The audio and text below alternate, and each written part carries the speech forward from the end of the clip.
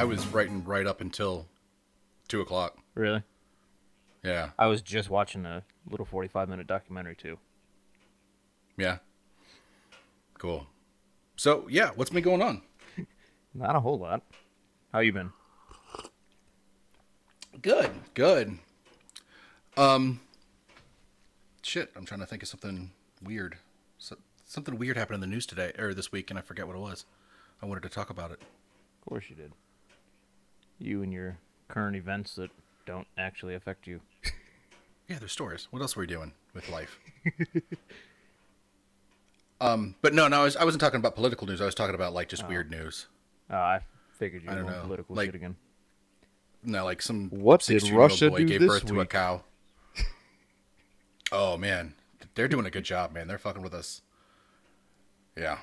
Actually, on the political event thing, have you seen what's going on in Hong Kong? The demonstrations, yeah, Mm-hmm. the democratic demonstrations. Mm-hmm. The Chinese are the so there's the difference between the Hong Kong government and the Chinese government, even though the Hong Kong is in China. Do you know the Right. It's history of it's like a that? one state, two government system or some shit like that.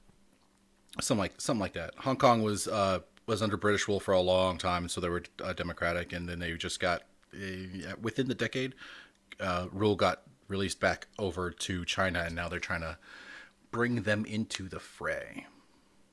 I think it's been more than a decade. I was just reading something about this the other day. England had control over Hong Kong for like 100 years, and at the end of that, it was like 100-year lease on Hong Kong, essentially. Yeah, yeah, that's And yeah, then when that 100 years came up, they decided that they couldn't just go straight back to China, so they kind of came up with a halfway solution to it. yeah.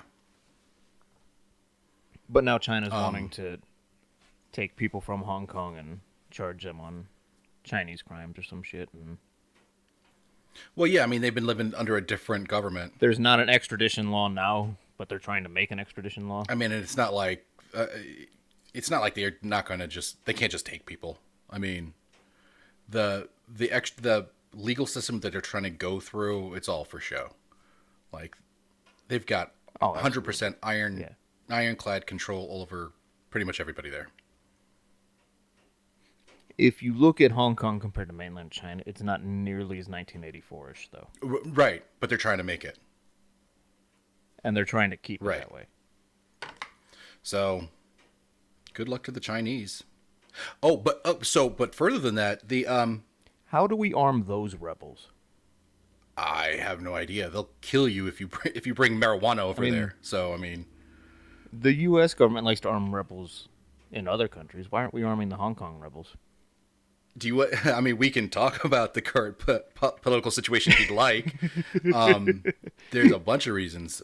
Fuck. Well, on a related note, slightly related note, fucking Trump took troops out of Syria in order for the Turks to come in and invade under what I think is the express direction of Putin, who is backing the Turks and just wants instability over in our country anyway.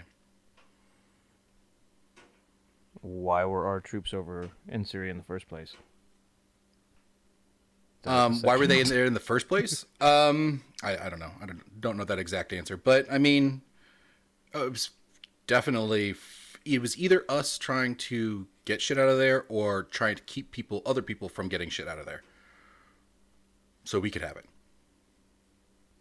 I mean, it's supposedly a defense budget, not an offense budget. So Yeah, but you know, I'm all for bringing they every one of them back to the U.S. they changed the the name of the Department of War to Department of State because it sounds more fuzzy too, Hmm. and that's not the intent. So yes, it'd be great if all the troops came back, If we're but gonna go to war, go to fucking total war eh, and impale people. I don't think war should be How about the that goal. shit for a segue? Kill everybody? Yeah, let's fucking slaughter them. Kill them all. You know who does that or who did that at one point? Who? Vlad Tepes, or Vlad the III Dracul. Dracula. Dracula was his father. No, he got Dracul too. Vlad Dracul was Vlad the Impaler's father. He was Vlad Dracula was son of dragon. That's what Dracula means. that's not the. So Vlad the Second. Okay, well, whatever. That's not the information I got. The title is from the Christian Order of the Dragon. And so upon Vlad the Second's death, Vlad the Third also got the same moniker. That's not what I read at all. Oh. Okay, so there's some disagreement there. We got different information. There is a lot of contradicting information that I've come across during researching this too. I've gotten a little bit too. Well, no, I've gotten a little bit like here and there, but the major strokes are pretty much the same. Everybody pretty much says the same things. It's hard to differentiate what is propaganda by his enemies and what actually happened. Yeah. Like major military movements and orders that he gave, those are easy to track. But yeah, you're right. What what he did during battles and in his time, for himself, it's kind of hard. A lot of it does seem to be legend. All right. So that's who we're talking about today. For those not following along, the topic of the day is Vlad the Impaler, Vlad Tepes, Vlad Dracula, Vlad the Third. I call it. He's got plenty of fucking names. I call him Tepes throughout that because it's easier just to distinguish because his father was Vlad. He's got an enemy named Vladislav, so I just say Tepes. Mm-hmm. I had read that the T in the Romanian language is kind of a TS sound. Tepes? So it's actually Tepes. And an S is as a sh sound too, so it's Chepes. Right. But Chepes? Right. Yeah, something like that. But I'm American. Sorry. Who am I to actually fucking pronounce something correctly for the first time? So you should give lessons. I absolutely should. How not to read foreign names. Or how to piss every foreigner off. Yeah. We do have some international listeners too. So we do.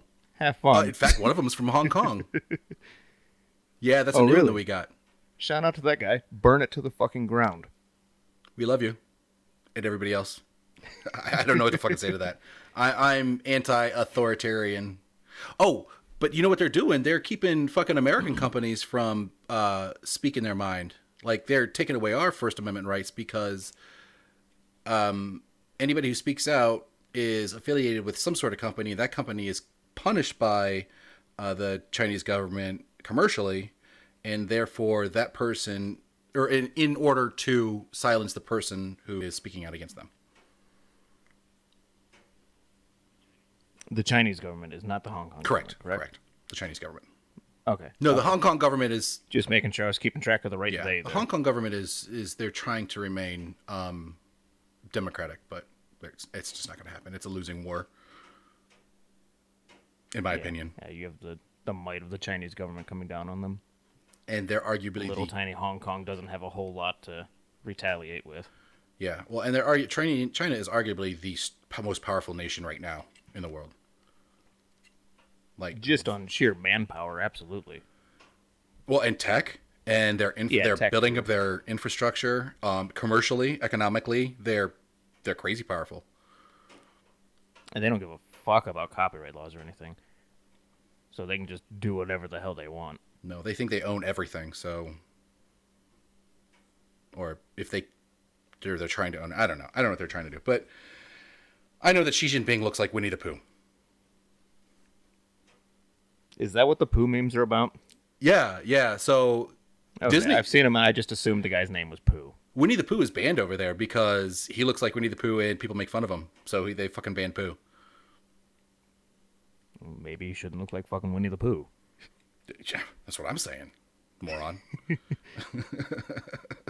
Anyway. Don't wear a red t-shirt, fat ass.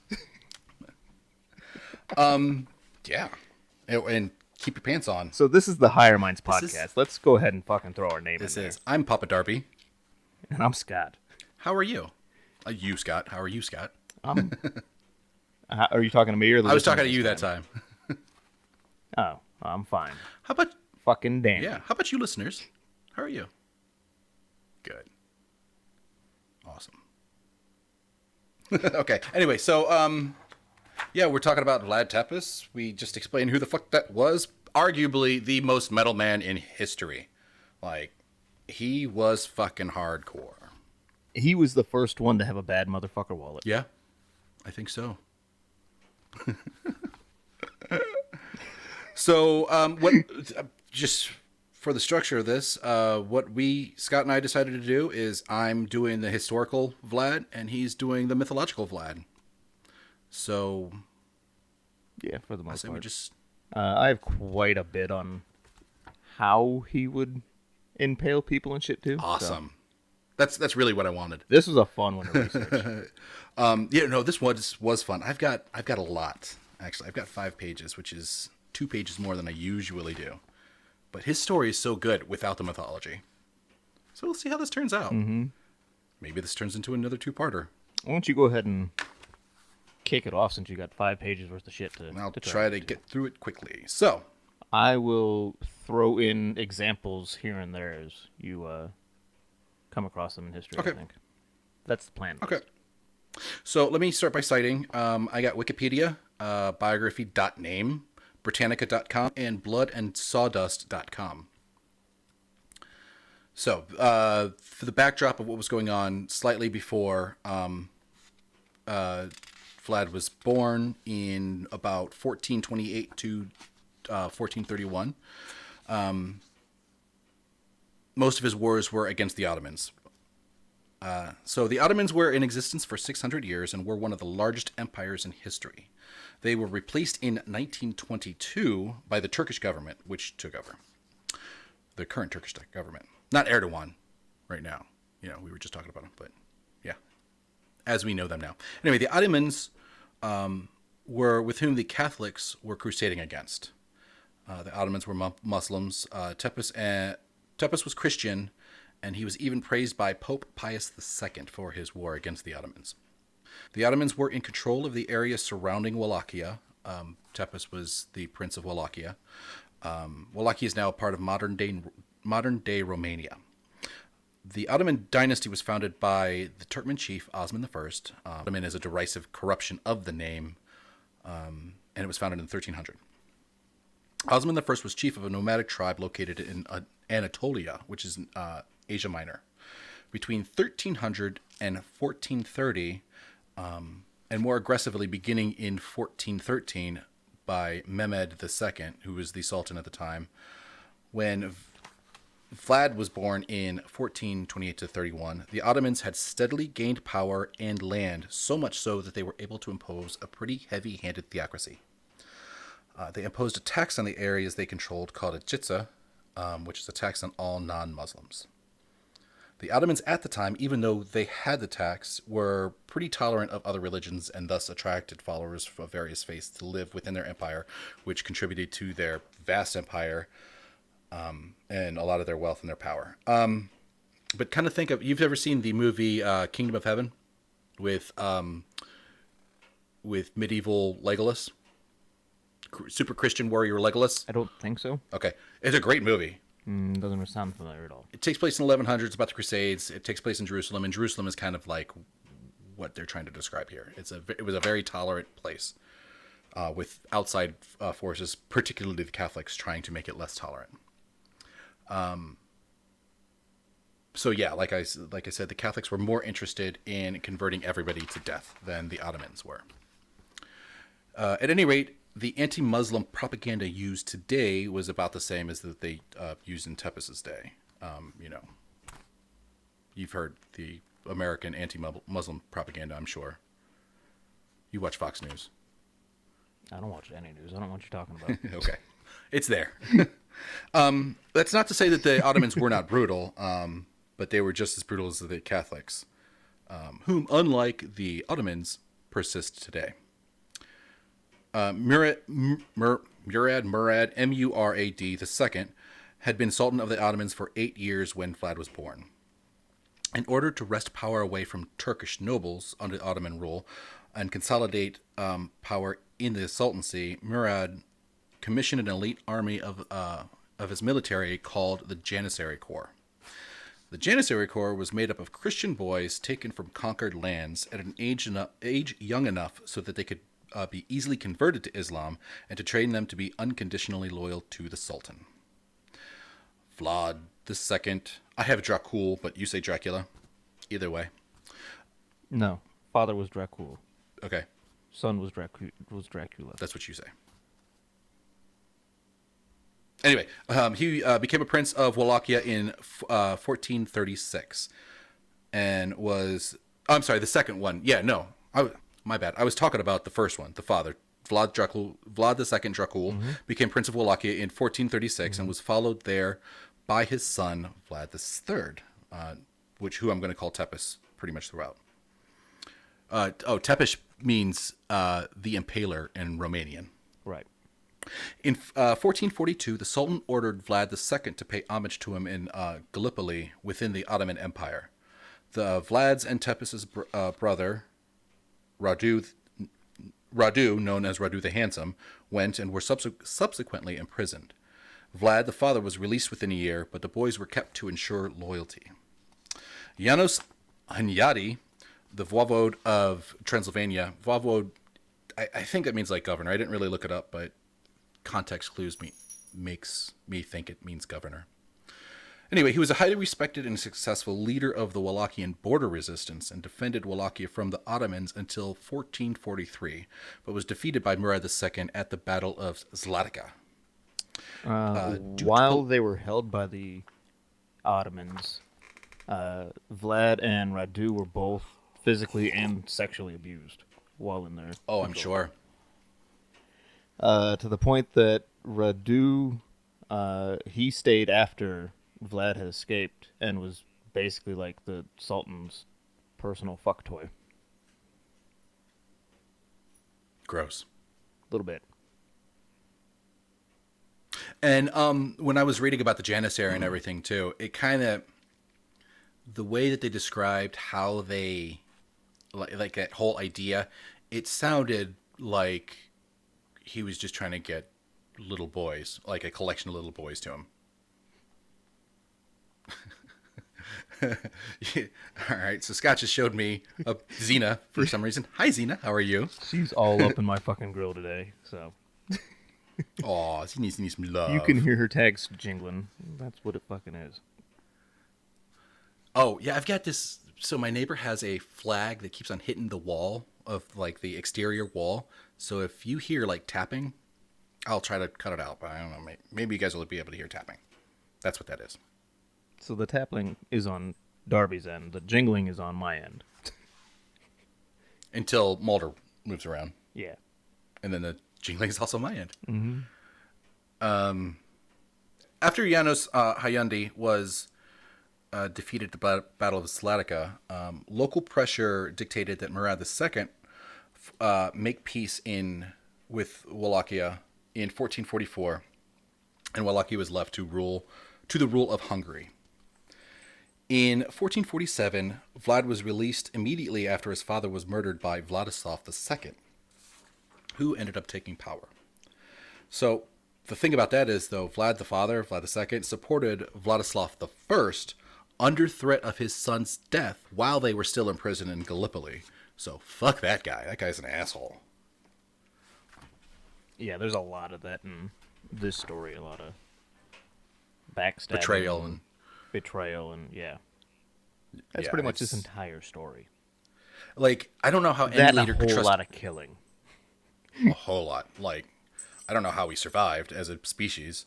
And I don't know how these fucking people ever did any, like, statesmanship. Like, every single leader was lying to every other leader about everything. Ended up killing him. Mm-hmm. Yeah, everybody was making deals with both hands. Like, after, like you said before, after Vlad left, Tepes left, Radu remained with the Ottomans. Upon returning to Wallachia, Tepes found that his older brother, Mircea, had been tortured and buried alive by nobles in Toritskovitz. That is I think it's a modern-day capital of Romania, but it's a city in modern-day Romania. He also found out that his father had been executed by being sawn in half. And that, Capital of Romania is no. That's I'm thinking Hungary. I was gonna say Budapest, but that's the capital of Hungary. yeah, The fuck is the capital of Romania? I think it's Trotskovitz. Bucharest. Bucharest. Okay. Well, then, whatever. But anyway, this is a city in there. So the whole being murdered by being sawed in half thing, I had to look that up. So I'll show you a picture, and I'll post a picture of what the saws looked like in 1440. They're fucked up. It's the whole idea is fucked up. So at 17 in 1448, Vlad took power from Vladislav and was crown prince for 2 months until Vladislav took it back. Using the Hungarian army, Tepes then killed Vladislav and took power back. His first act after taking power back was to immediately kill the people that killed his father and brother. This included Not exactly. Not exactly what? He also put them to fucking work. Did you find that one too? Yeah, I was about to get to that. Oh, okay. Go ahead then. There were thousands executed on his orders. The older ones were immediately impaled, and the rest were forced to march 100 kilometers to Ponary, where they were worked to death rehabbing a fort on the Argus River. So, I mentioned impalement. Yeah, most of them died from maltreatment and exhaustion and malnourishment and everything. The ones who survived rebuilding that castle were then impaled for their thanks. I mean, some people are into that. Some people really like a big old pole through them. Mm-hmm. Some people like putting those poles through people. Some people enjoy the way that looks. Vlad was one of those guys. Yeah. How did that work, by the way? It depends on the situation. Some of them, they would just run them straight through either the front or the back. His favorite way of doing it was blunting the points of these things. Oh, what? Wait, hold on a second. So he would get them pointed, and then he would blunt them. A little bit, yeah. Yeah, round them off so they're not pointy, right? You don't want to puncture anything important. Awesome. So he'd round them off a little bit and oil them up. Stretch your legs apart, sometimes with horses, and then shove that pike up your ass. And that's once you were on the pike, they would stand it up, and you would slowly just slide down it. Sometimes over the course of days. You know, I've seen things like that on those adult documentaries. What are these documentaries? Where would you find these? I think they're on like Pornhub.com. Oh, okay. I think I've heard of that one. Yeah. I think I've seen that on there. Site. Yeah, it's like the most used site in the world. Like more people are on that site than any other site in the world. True story, or at least slightly accurate. I know that's where I get most of my education. The goal of his impaling was to make it hurt and last as long as possible. He didn't want it quick and painless. And he had wanted to make a fucking point. Years and hundreds of thousands of people to practice on. He got good at it. Mm-hmm. Yeah. He had it down to a science. Literally. I think they actually wrote the book on it. Around this time, civil war broke out in Hungary. And Tepes takes advantage of the situation and starts acting like a warlord, taking his army all around the country or the region. We're talking about Romania, Moldavia, Hungary, that whole area. And he started pillaging all the sanctums, killing people, raping. He was basically a Viking over there. Tales are told of him carrying away men, women, and children, and ordered them to be beheaded, blinded, strangled, hanged, nailed, buried alive, skinned, boiled, burnt, roasted, chopped, sautéed, flambéed, souffled, étoufféed, and that is how we got the Iron Chef. That's the only joke I wrote down. So, You worked with that for a while, too, it sounds like. No, that one just came to me. The rhyming of everything and the order of everything, yeah, that took a little bit. But no, they weren't sauté, flambéed, souffled, or étoufféed. All the rest, he did this to them. But his favorite punishment was impalement. One rumor states, and like you were saying before, a lot of the shit is rumors. Some of it's German rumors, some of it's Ottoman rumors. But it all could be 100% real too. So one rumor states that Vlad had a big copper cauldron built and put a lid made out of wood with holes on it on top. He put the people into the cauldron and put their heads in the holes and fastened them there. He then filled it with water and set fire under it and let the people cry their eyes out until they were boiled to death. He also did some pretty fucked up shit with mothers and their children. He ordered them to be impaled together with their suckling babies on the same stake. This quote here says that babies fought for their lives at their mother's breast until they died. Then he had the women's breasts cut off and put the babies inside head first. Thus, he had them impaled together. So that's cool. See, metal, right? That's pretty fucking metal. Mm-hmm. When it says about putting the babies' heads inside, what were they putting the heads inside of? The breast that they had cut off, or the woman herself? I think yes. Oh, no. I didn't totally understand that quote. Oh, you know what? Actually, now that you pointed out, I'm not really sure.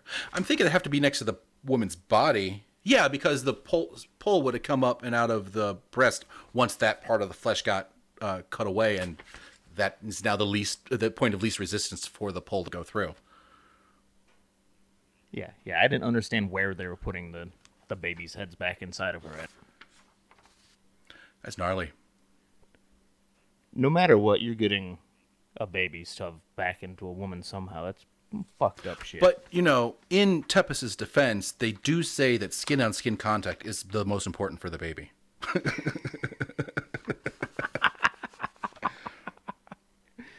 Oh, man. Fucking dead baby joke. Can we do that? Oh, that's so wrong. But I guess we didn't do that, did we? Anyway, so in 1459, Tepes refused to give any more tribute to the Ottomans, money or janissary.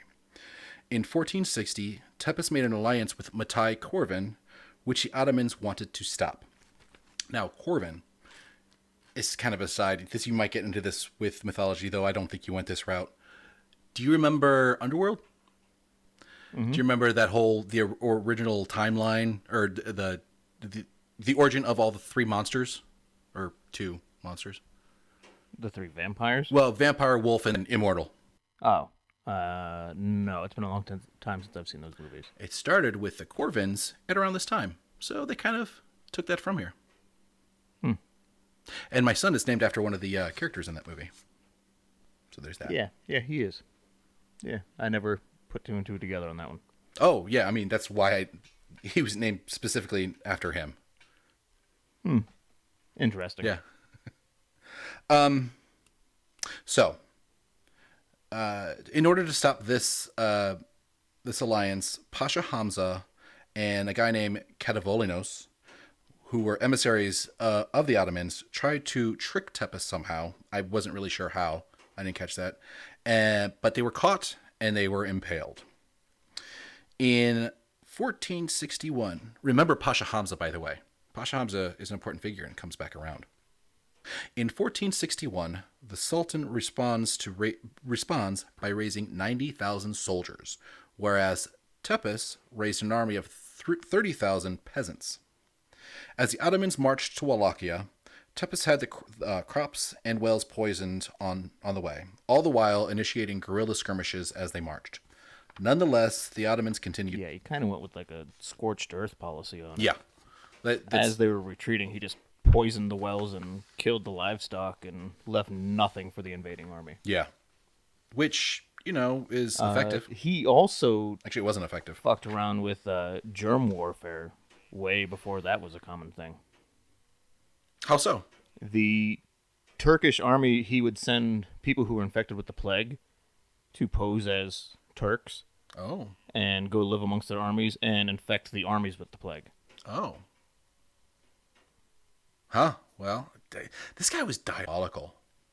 But, I mean, to be honest, He was kind of an evil genius. He was. He was.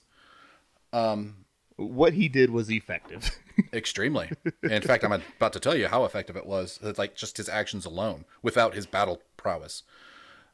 Well, that was just in the towns that he ruled. He would leave, like, gold chalices sitting at the fountains, like the local watering hole kind of thing. Mm-hmm. And nobody would dare steal those gold cups because they knew that the crime for stealing... Like, he ran his shit so strict that you could just leave a gold cup sitting in a public square and nobody would fucking touch it. Yeah.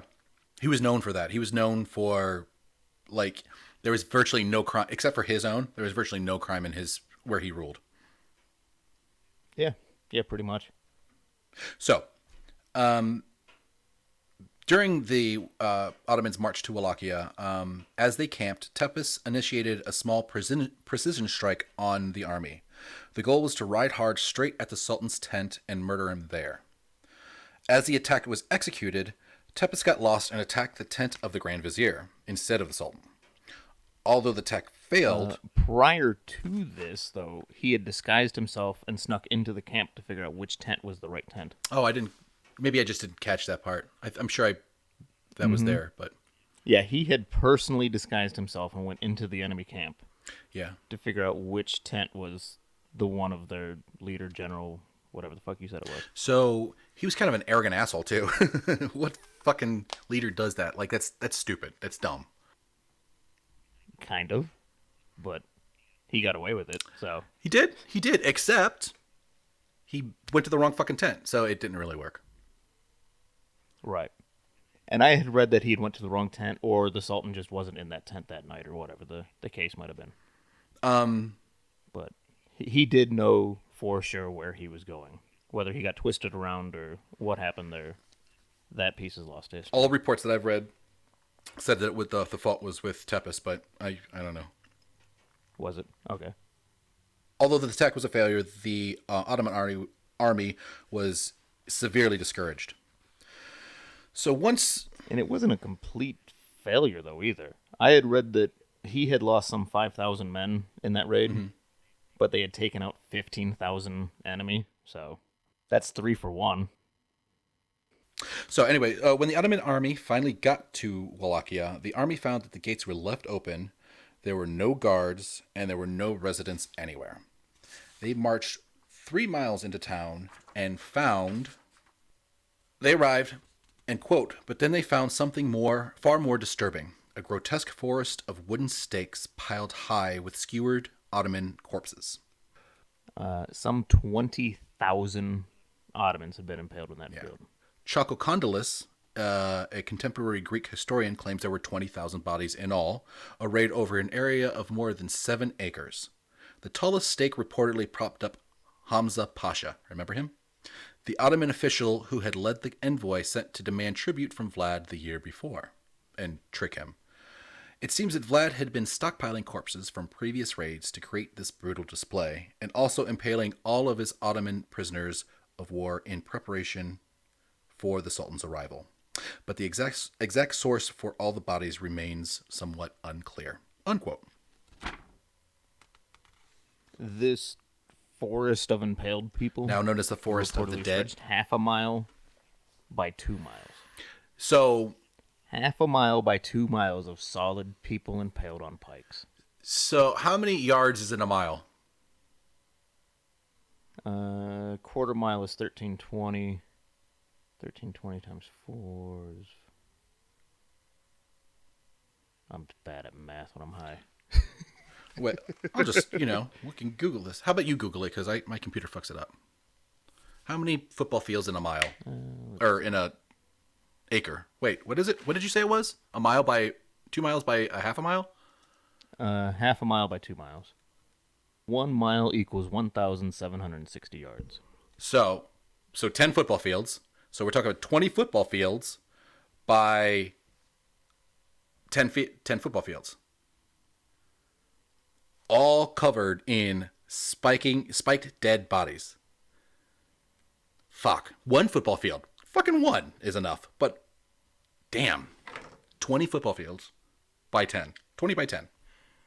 That's a fucking lot of impaled people. 20,000 of them, give or take. Damn. That's a genocide, is what that is. Essentially, yeah. So, how many of those were dead before they got impaled is up for debate, though. So, some of them might have already been dead. A lot of them were probably already dead. 20,000. So when we're talking about the, I don't know, I guess the morality or something of impalement, I think it's more immoral to impale than it is to kill. Like, so even if it's a dead body, that's a worse crime than killing him? Morally? Nah, they're already dead. They don't need that body anymore. But it's not about them at that time. It's about you and how fucked up you are. Like, that's a fucked up act. It's all mind games. Yeah, because this army that but it's fucked greatly outnumbered him saw that field and went, fuck that. Not quite. Not quite. That's not. So what? Yeah, the rank and file did, like his soldiers did, but the Sultan, when he arrived, he said something to effect of not being able to deprive the world of a man who could do such great things. Then he took his army and went home. The great things that, did you get that quote, by the way? It might be here somewhere. Basically says that, first of all, this fucker is able to do this shit without a problem, and his towns are crime-free. So he's saying that, in a way, that Tepes is positively contributing to society. How fucked up is that? That's fucked up. It might have been the same group, because he had come in and out of power like 2 or 3 times throughout his life. It might have been that same group. Here it is. Turkish messengers came to Vlad to pay respects, but refused to remove their turbans, according to their ancient custom. Whereupon he strengthened their custom by nailing their turbans to their heads with 3 spikes, so that they could not take them off. I think this was the same group just the year before when they came asking for taxes or whatever. I think. A lot of this history just seems to blend in and out, it seems he did do that shit. Like in 300 when those fuckers came by and said that they demand the Spartans' loyalty, they ended up killing all of the messengers, which is an uncommon act at that time. It's an uncommon act at any time, really, militarily. That's something you're not supposed to do. I think killing a messenger sends a bigger message than sending him back with an actual message. And that's why it's done when it's done. But yeah, you need to be able to have open lines of communication. It's kind of the 1400s equivalency of we do not negotiate with terrorists. Except that everybody's a fucking terrorist. I mean, goddamn.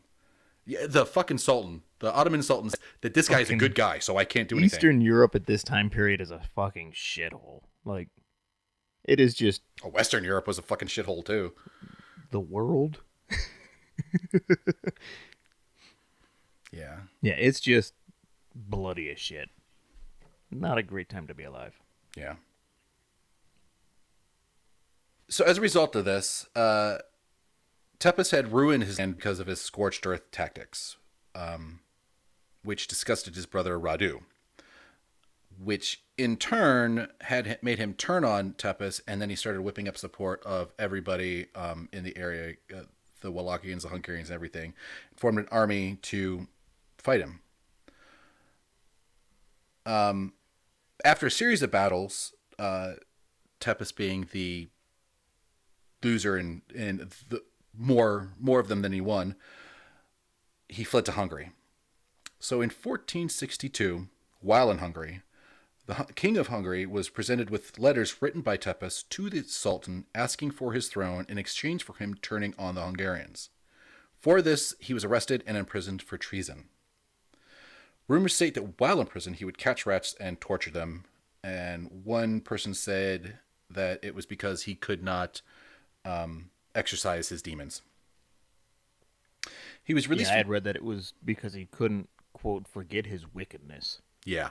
I was trying to think of that quote, but I Couldn't think of it. Yeah, that same guy described him as a man of unheard cruelty and justice. Which So that goes back to that golden cup kind of thing, too, about, yeah. yeah, he's fucking cruel, but he's a stickler for rules. Yeah, it's like fucking Saddam Hussein kept his shit in order. He might have been a tyrant, but he kept his shit in order. Yeah. I'm not saying that Saddam Hussein was great. I'm not saying this motherfucker was great. I'm just saying that's, the meaner you are, the easier it is to keep people in line. So he was released from prison around 1475 and was given meager support by the Hungarians to take back his throne, which he won for less than a year. So in a battle in 1477, Vlad III Dracula was killed. His head was sent to Mehmed II, who's the son of Murad, where he put it on a spike for display. And thus ends the saga of Dracula. Except it doesn't. Leading up to that last raid, his wife had decided to throw herself over the castle walls into the river below instead of face what would happen if the Ottomans got a hold of her. That Argus, when he scorched the earth? Which? The very last raid. Where he came back died? to power for that one last year, yeah. Okay. Yeah, prior to his death, his wife had thrown herself off the castle into the river below and committed suicide instead of facing, was it the Ottomans? He fought so many fucking wars. No, the Ottomans or the Romanians, Hungarians. At the end, oh shit, I read it but I forget it. It was the Ottomans indirectly. The Sultan was backing this other guy. I read his name, but I forget who it was. Yeah. So it was the other side. Yeah. He had multi-front wars constantly, it seems like. I mean, that was the point of ruling back then. Mm-hmm. So then he was bitten by a bat and turned into a vampire. Something like that, yeah. During his lifetime, there were already stories and everything circulating Europe at the time of how fucking brutal he was. Those probably started by people working under the King of Hungary. They spread a lot of rumors and propaganda and stuff about him. Pope Pius II had both. You had mentioned him earlier about how well he ran his country.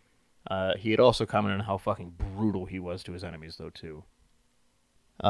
German poet Michael Beheim wrote a lengthy poem about Vlad's deeds, allegedly based on his conversation with a Catholic monk who had managed to escape Vlad's prison.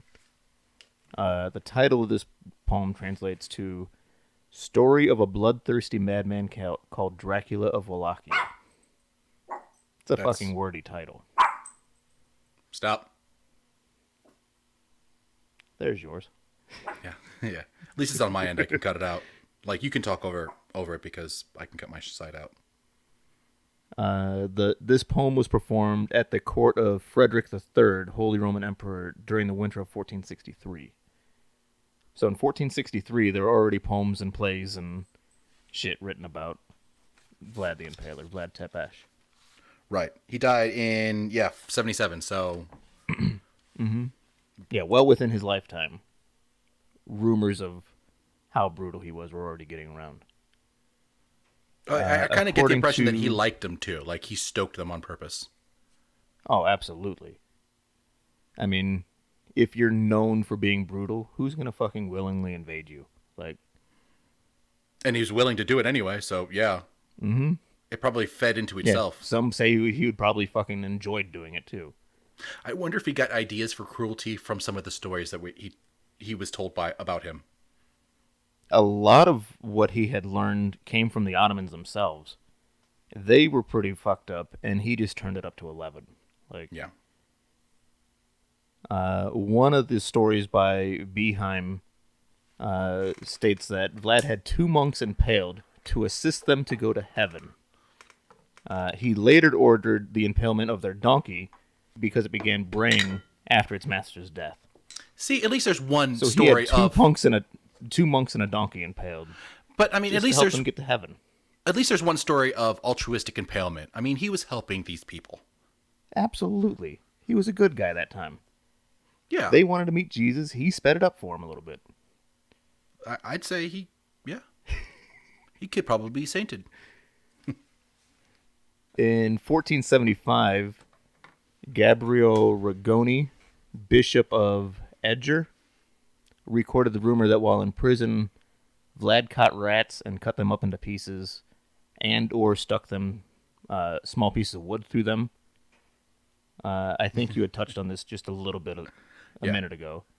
This motherfucker he was loved taking impalement. rats and fucking... He's in prison and he has to fill that itch. He probably had a butt fetish. I bet that's what it was. I bet he would love Pornhub today.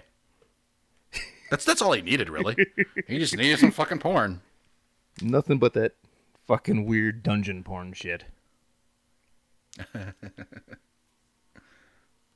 Stories about Vlad's raids in Transylvania describe Vlad as, quote, demented psychopath, a sadist, a gruesome murderer, a masochist, worse than Caligula or Nero. Other than that, Mrs. Lincoln, how was the play?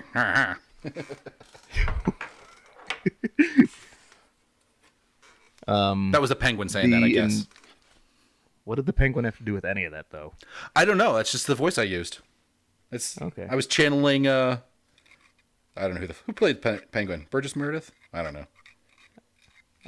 Danny DeVito played him in the Batman Returns. We'll go with DeVito. I can't remember who played him in the old TV show. Like that 60s Batman show. Yeah. All I can picture is that the Hispanic The Joker. only one I can remember is Cesar Romero. The guy Joker. that played the Joker from... Yeah. Yeah. Anyway, did you see Joker? That's the only bad guy I can remember. That's what I wanted to bring up earlier. Did you see Joker? I have not. I was going to go see it Friday with H&K. Yeah. And I drove around for like half an hour and couldn't find a parking spot. Said, fuck this, and went home. Oh, that's such a horrible reason to not go. Oh, man. I was so fucking done with people by that point. Yeah. I can see that. I mean, it was okay. It was okay. It wasn't my favorite. I've heard it's good. It's good. It's good. I've seen a lot of stuff, like YouTube stuff on it, like breaking it down and everything. I don't usually give a fuck about spoilers, so I'll watch shit like that. Yeah, I should watch some of that too. I mean, yeah, it's okay. I've seen ones that break down the actual mental conditions that he probably has in the movie, and it's interesting shit. They Joaquin do Phoenix in the is a movie hell a of little an bit. actor. Oh, Like, he is. He is. He's no Gary the Oldman. amount of detail that went into this shit, just from the YouTube shit that I've seen, is pretty impressive. Yeah. He is very good. He's dedicated. I had just seen something this morning. It was him playing Johnny Cash, and it said about Johnny Cash smoked weed once, and this is what happened to him. And then it was a picture of him playing the Joker. Okay, yeah. Have you ever seen that picture of Johnny Cash sitting in the bush eating cake? Yeah, I think you. Yeah, on your page, I think. You might be stoned, but you'll never be this fucking stoned. Johnny Cash sitting in a bush eating a birthday cake with his hands. Well, yeah. See, and if Johnny Cash went hard in his day.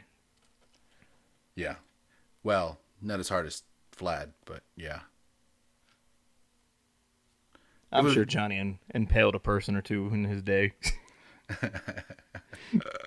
He's like the first generation of rock stars. You know he was getting some on the side.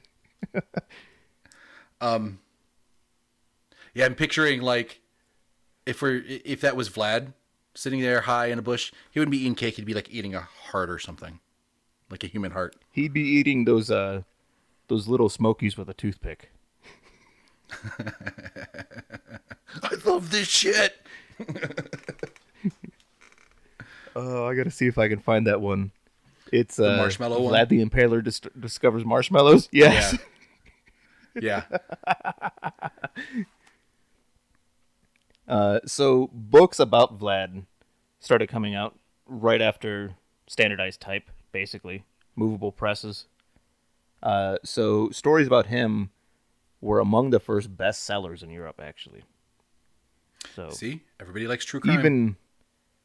even 50 years later, people were still reading and writing shit about him. There were also woodcuts in these books that depicted horrific scenes.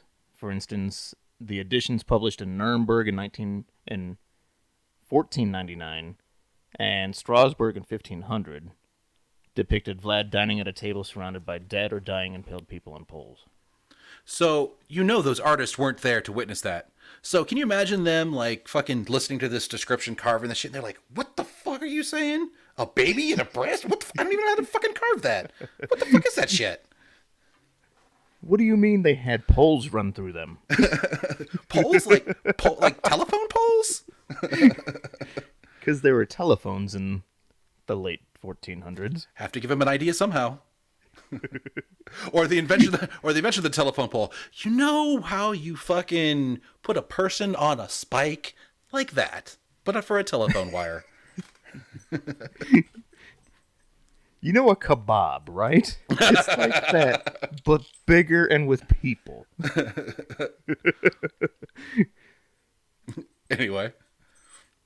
Some of these stories that were originally about Vlad got recycled as stories for Ivan the Terrible from Russia. Oh. So a lot of the stuff that he's accredited with was actually Vlad, and they were just recycled stories. Are we sure about that, or was he just maybe Ivan inspired by? From what I had read, these were Slavic stories that were basically rewritten for Ivan instead of Vlad. Okay. He used to order the skin be removed from people's feet when they were impaled, and then they would rub salt into the skin and let goats come by and lick the salt out of the wounds. Just for a little extra. We gotta motivate goats. I mean, if you got all these impaled people, what the fuck? I mean, just leave them there. Fucking use them for something. That would be... I just think that'd be fucking ticklish as fuck. Getting your foot licked by a goat. Your skinned foot? Yeah.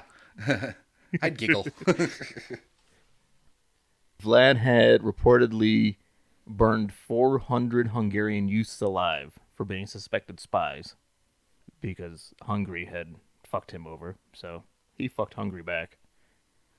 He had reportedly impaled 600 merchants in a public square just for shits and giggles one time.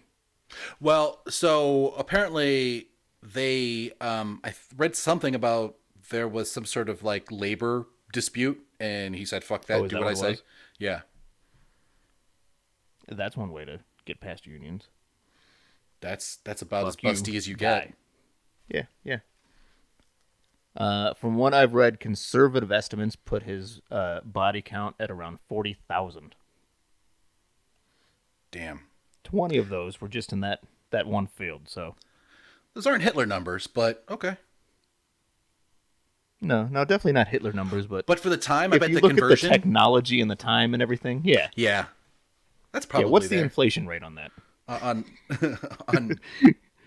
murder? I don't know. You figure we'll round it to 500-year difference between Vlad and Hitler. Yeah. Yeah. I wonder what the conversion about rate on 40,000.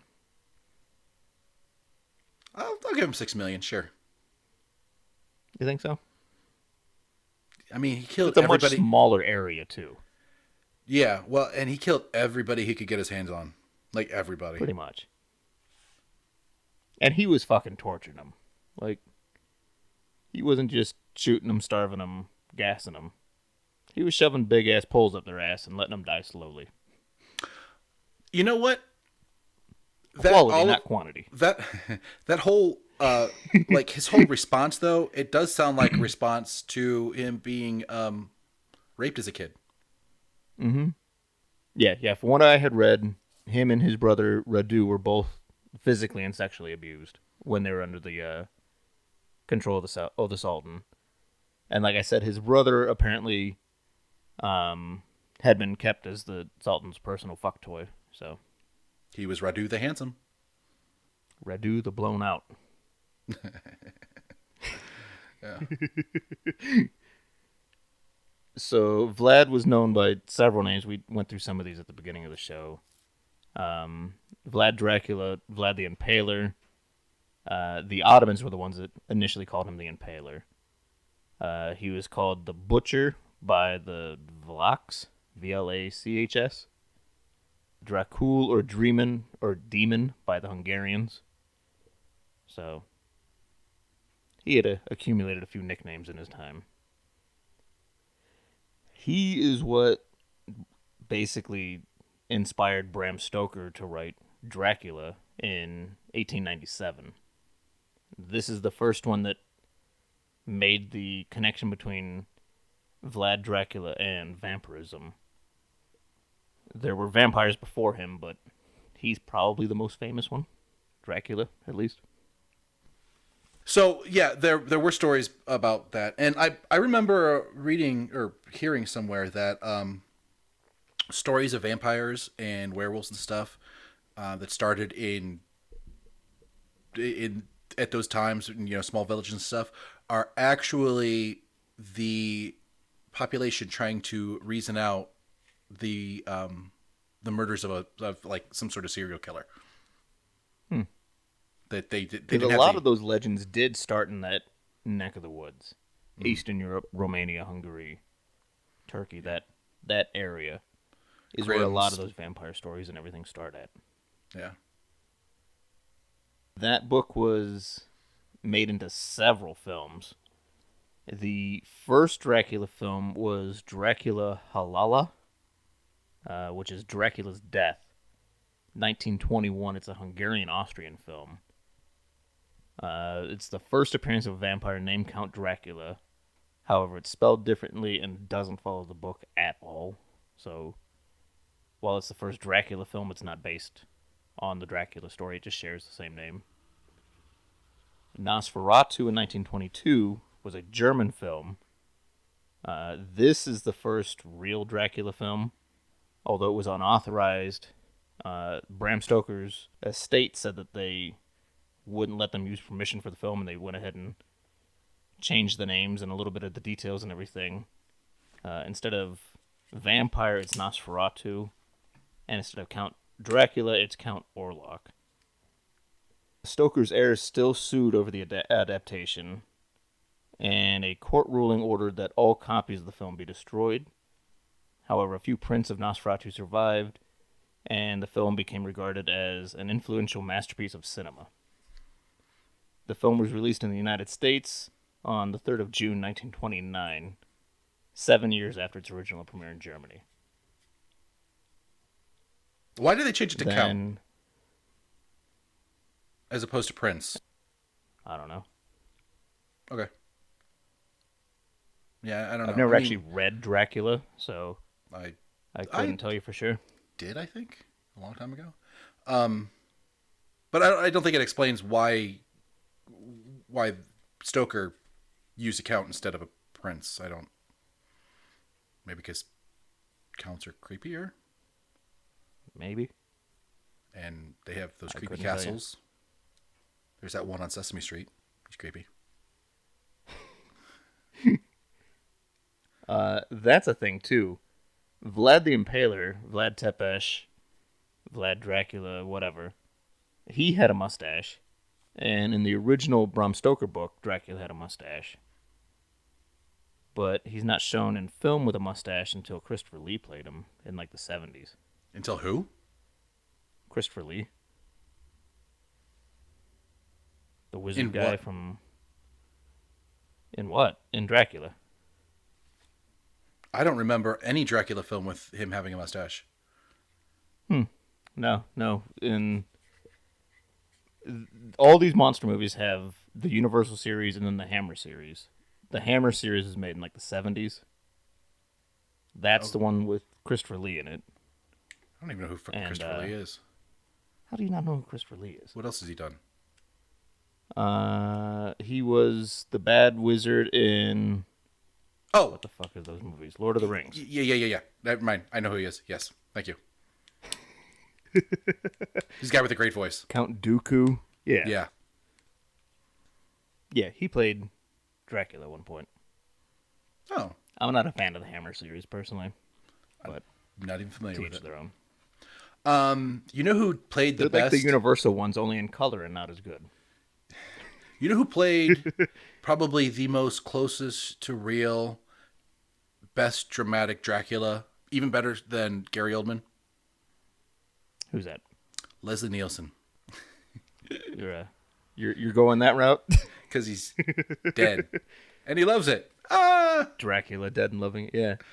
No, I think we talked about Young Frankenstein when we did the Mary Shelley episode, so I suppose it's fair that we talk about Dracula, Dead and Loving It on the Vlad/Dracula episode. I never saw it. I remember the commercials. I remember what was out in theaters, but I probably saw it in the 90s when it came out on VHS and picked it up from Blockbuster, but that's probably the last time I saw it, too. and if it's on VHS, you probably still have it somewhere. I don't have that one. The yeah, you've seen one Leslie Nielsen movie though. You've seen them all. I'm not a Leslie Nielsen fan. Oh, no, I'm not. Surf Either. Ninjas being the exception, I think. Was he in that? Mm-hmm. He's the bad guy in Surf Ninjas. Oh, okay. Okay. I did a report on manatees in high school, and he was the narrator, like host and narrator, and it was fucking weird. Like I kept on like expecting him to say something funny, but nah, he just talked about manatees. Boring as shit. I don't know if he's ever said anything funny. Oh, to a 10-year-old, he's fucking hilarious. I don't know. I'm pretty sure I was his target demographic in the 90s, and I still didn't like him. Okay. I loved the Naked Gun movies when they were out, but I mean, Yeah, I keep going back to Surf Ninjas. That's the only one that he's in that I can think of that I actually like. yeah. And he's not like the main character. He's just the bad guy in the movie. I remember. Surf Highly Ninjas recommend Surf Ninjas if you've never seen it. It's a quality bad movie. Okay, yeah, it doesn't really hold up, does it? I watched it probably a year or so ago, and I still laughed at it. But I've seen Really? it a fucking 100 times. So Okay. that was one of my favorites growing up. Very young Rob Schneider in that movie. Is he like? What does he do? What is he in that? He's the best friend. There's the two brothers, and he's Yeah. the best friend tag along. He's the redheaded kid. Rob Schneider's redheaded? Mm-hmm. I do have to go back and look at this. Watch that. Yeah. Okay. I'll check it out. Sure. Yeah. I'm a fan. Probably the most famous Dracula movie is the 1931 Universal one with Bela Lugosi playing Dracula. That was actually based off a screenplay, or the screenplay for that was based off of a stage play from 1924, which was that stage play was based off the novel. So that's loosely based off the novel, but still good. We talked a little bit about that in the horror movies episode, how they filmed that one alongside the Spanish speaking one too. Yeah. Yeah. I just found out while researching this time that there's also a silent version of that film too, because in the early 30s, not all theaters had switched to having audio yet. Some theaters were still silent movies only. The most accurate and faithful to the book is Bram Stoker's Dracula from 1992. That's the Gary Oldman one that we were talking about. Yes.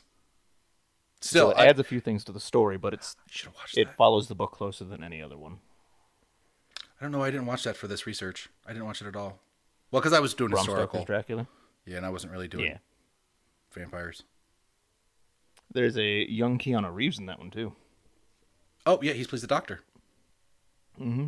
Or the assistant. No, yeah, because he's not the doctor. He's a doctor. He's not the doctor. He's not fucking Van Helsing. No. It's been a long time since I've seen that one, too. So, we talked about the difference between Dracula and vampires in general. And you made a very good point. We're not talking about vampires. We're talking about Dracula. However, who writes your favorite vampires? Who what? Who writes your favorite vampires in the spirit of Halloween? Favorite vampires? Yeah. I really liked Interview with the Vampire. Vampire Lestat, Queen of the Damned. That whole series was pretty decent. Yeah, that's the Those Vampire were all Anne Chronicles. Rice. Yeah. Yeah, I might go the Anne Rice vampires. Well, damn, You? that's Anne Rice is my favorite set. My Okay. vampires as I characters. thought you were is going my to go favorite. Underworld since you named your son after the guy from Underworld. I named him after a werewolf, though. Okay. Yeah, I'll give you that. I also gotta say Lost Boys. If you're gonna say Anne Lost Rice, Boys I'm was gonna go with decent. Lost Boys. Yeah. I don't know who wrote that though. The 30 Days of Night vampires are badass. Those are good. Yeah, They were pretty fucking brutal, too. that was. Who's that fucking Lucky Number 11 guy? Lucky number 11. Josh Hartnett. Okay. He's the hero in that. Yeah, that end scene. It's pretty good. Mm-hmm. I like it. I just got The Thing yesterday. I wanted to watch The Thing one- last week. The one you were talking about in the last episode? Yeah, John Carpenter's The Thing. Yeah, I wanted to watch it, and I couldn't find it to stream for anything, anywhere for free on anything that I have.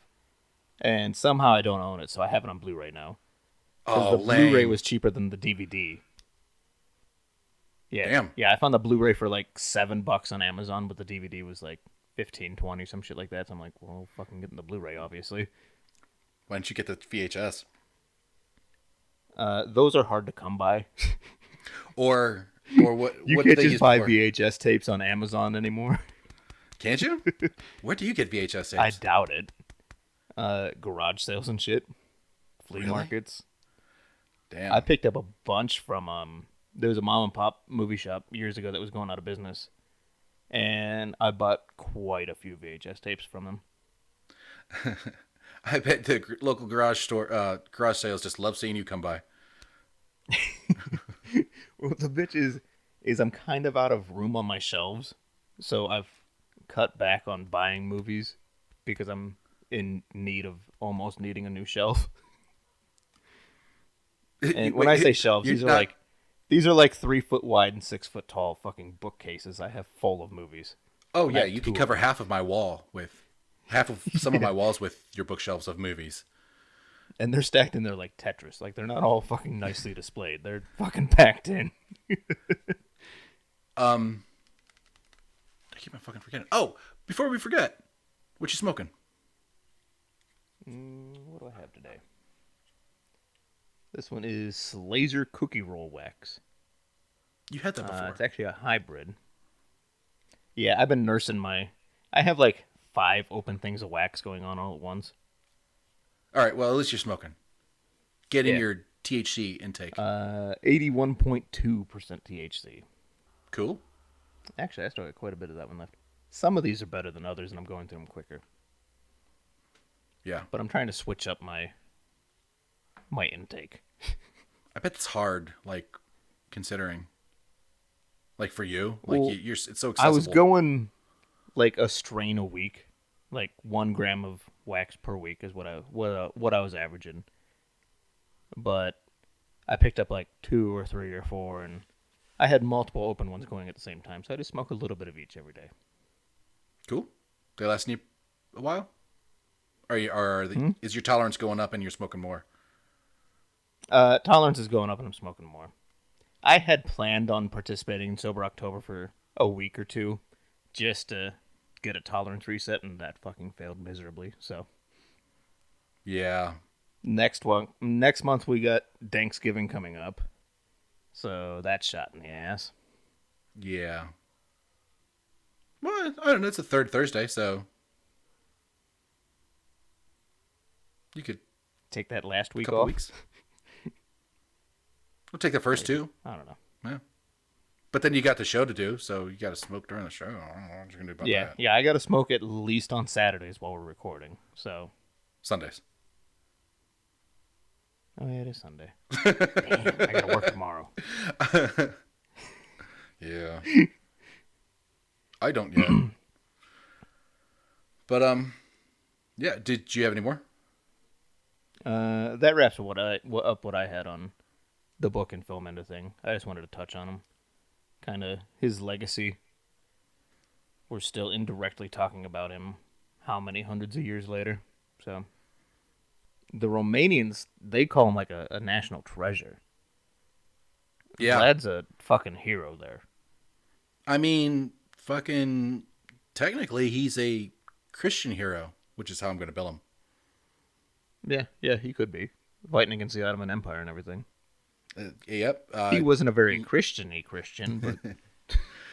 Well, if the Pope says it's okay, he gets his word directly from God, and then it's okay.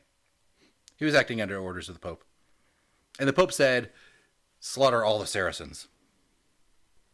I think originally the term crucifixion didn't necessarily mean being nailed to a cross. It was just having your body displayed as a form of public execution. Yeah. So really, he was just crucifying some 40,000 people. He was putting up a bunch of monuments to Jesus. What the fuck he was doing?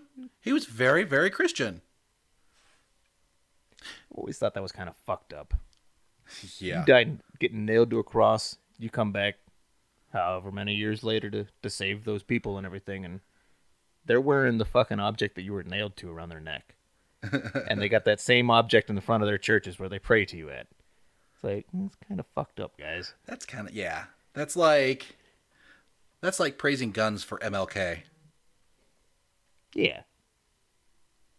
Yeah, that'd be like JFK supporters having a thing for 6.5 bolt actions. Yeah, well, that yeah, it's fucked up. The Christian story is a gruesome one too. Like the Romans did. Do people who fly the Confederate flag also carry derringers? Now they do, yeah. Make that happen, guys. If you got a rebel flag sticker on your truck, drop a fucking derringer in your pocket too.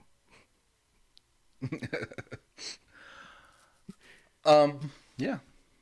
So, everybody who's been listening, thank you so much. We've had a great week, and we've had an increase in listeners, and I really appreciate it. Thank you.